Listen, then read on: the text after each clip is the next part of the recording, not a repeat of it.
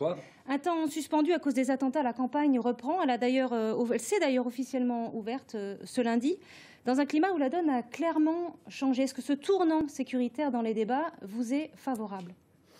Écoutez, je ne sais, je ne fais pas d'analyse d'avantage ou non politique. La situation est trop grave. Je constate qu'en effet, les gens ont besoin de sécurité.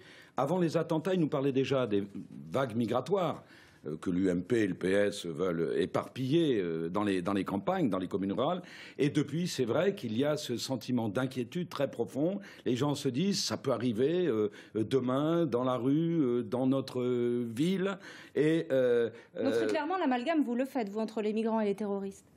Ah bon, vous croyez? Ah non, c'est votre jugement, ça. Non, je ne fais pas d'amalgame. En revanche, nous considérons, c'est une réalité, que dans ces vagues migratoires, il y a eu des infiltrations de terroristes. Ce n'est pas nous qui le disons, c'est même le ministre de l'Intérieur. Et il est évident que l'islamisme et son corollaire, le terrorisme, prospèrent sur une immigration par millions dans notre pays qui fait que le communautarisme s'est installé, nous le dénonçons depuis des années, que l'insécurité s'est aussi installée et aujourd'hui, eh bien, les socialistes ont l'air de découvrir, mettons, la protection des frontières, le contrôle des frontières. Nous le demandons depuis des années. Alors, force est de reconnaître, Monsieur Colombier, qu'il y a beaucoup d'émotions autour de ces attentats.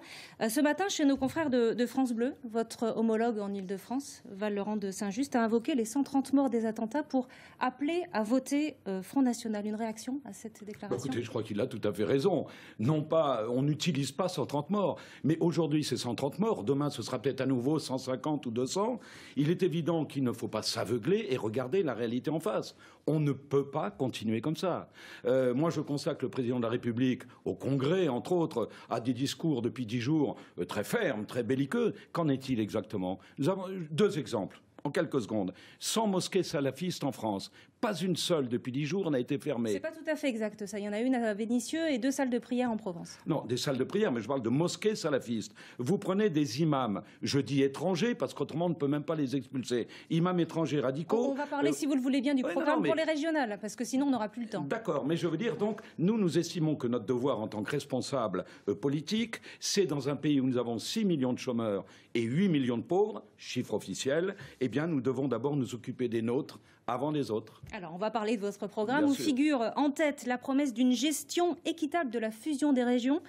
Dites-vous, pour que ni le Limousin ni le Poitou-Charentes ne soient oubliés, comment comptez-vous y prendre concrètement? Alors que vous-même vous dites que cette région sera un mastodonte administratif. Oui, tout à fait, qui éloigne en plus les centres de décision de nos concitoyens, c'est vrai, et qui va surtout coûter beaucoup plus cher aux contribuables. Je crois que les socialistes ont créé une immense région qui va entraîner une fracture territoriale. D'un côté les grandes villes, de l'autre les zones rurales. Alors, très concrètement, eh bien, nous constatons qu'il y a de nombreuses zones départementales qui sont enclavées. C'est-à-dire qu'il faut, dans ce cas-là, investir beaucoup plus pour désenclaver par la route et par le rail. Le rail, c'est un cadencement de TER beaucoup plus important parce que cela permet non seulement pour les ménages, pour les trajets, domicile, maison et travail, eh bien de pouvoir avoir des trajets, des temps de trajet décents.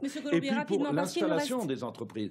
Les entreprises s'installeront si on désenclave les territoires, si l'on peut s'y installer, s'y déplacer. En 20 secondes, rapidement, l'autre priorité de votre formation, c'est de geler le niveau des taxes et des impôts. C'est réalisable, ça? Oui. Très rapidement. Tout à fait. C'est même de les baisser. C'est pas de les geler, c'est de baisser les impôts régionaux. Je n'en prends que pour preuve les 12 mairies Front National qui, au bout d'un an, ont toutes baissé les impôts communaux, tout en gardant bien sûr le service à leurs administrés. Et le seul sondage qu'il y a eu, après un an de mairie Front National, 74% des populations de ces mairies ont été satisfaits de cette gestion. Merci Jacques Colombier d'avoir répondu